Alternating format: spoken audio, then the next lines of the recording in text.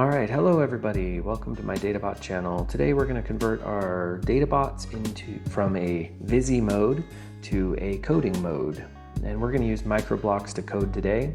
You can use other apps to do it, to code, but I really like microblocks and I'll show you how to do that today. Cool. All right, first of all, you'll need a browser and be connected to the internet. Search microblocks. And you can see that I've used it many times, so I'm going to go ahead and auto-complete that. All right, it should be the first, microblock should be the first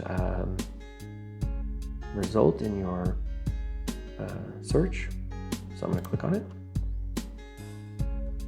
All right, now microblocks has two different kind of versions. You can run its stable, tested platform, right, by just clicking run here, and it's fine for probably students every single day. I like using the latest and greatest from microblocks, and so it's underneath this download button, and that's the way I'm going to show you how to use it, because honestly it's just, I've never had any stability issues with it, so I use it every single time. But so download and then scroll down and find the run pilot in browser.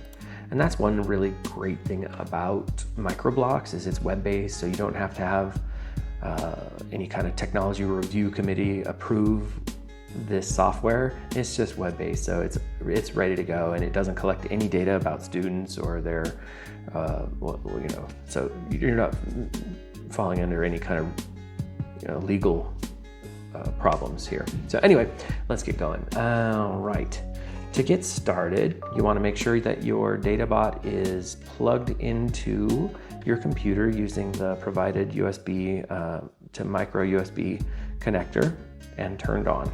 And then you'll want to click the settings button and say update firmware on board. The next is going to ask you which kit or board you're using. We're going to use the Databot. So that's what I'm going to click on right here. And then I didn't have my Databot turned on, so I'm just going to click the on button on the very bottom left, and it should pop up like this and say USB COM4 or whatever COM it's using on your computer, and you just click on it and say connect.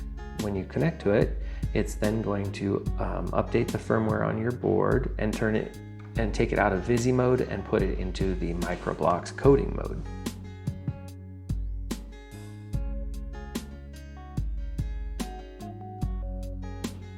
All right, we're almost there. After it's done loading the firmware on Databot, it will make you reconnect. So it's done, nice, awesome, it's very happy. So you just say okay.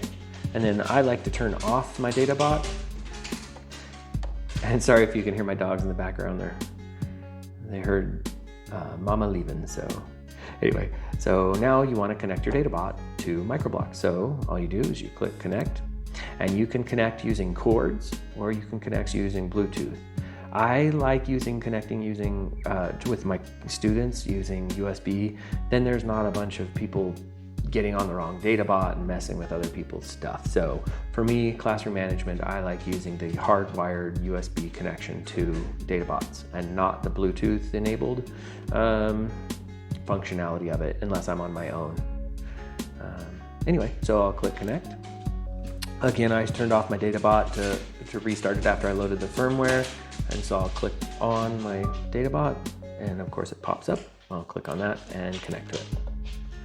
Once you connect to it, it should automatically recognize that it's a Databot and upload some of your libraries that are specific to Databot.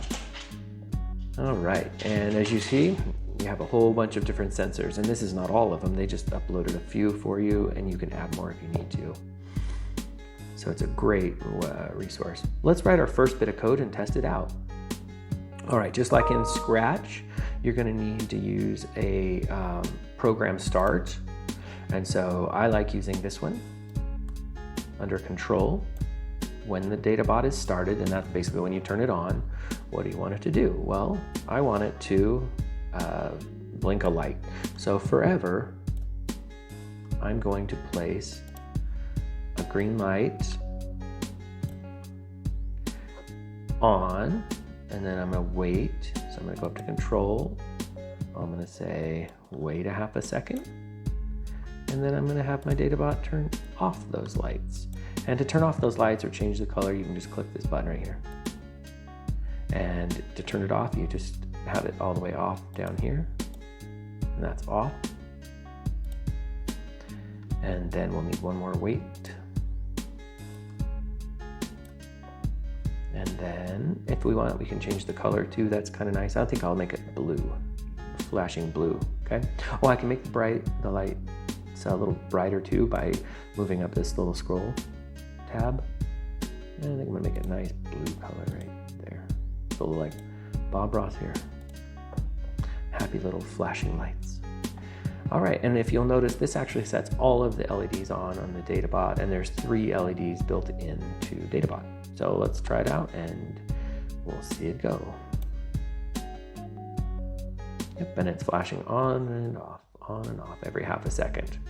And this is a great way to start with students, showing them the basics of how to turn this on. And I often, when I'm doing my coding, I'll accidentally, with air quotes around it, start my code like this without a forever block and start it, and it will turn on and off and then stop, of course, because I don't have it doing it over and over again. And so that's a good quandary for the class. I'll ask them, so what's going on? My code isn't working. How come it's not, blinking on and off? And then I'll have them discuss why they think they need the forever loop here. Anyway, if you haven't messed with block-based coding before, it's a real nice, great way to introduce coding to students, and they're feeling a lot less frustration with spelling errors or punctuation errors that just ruin the whole experience for younger kids.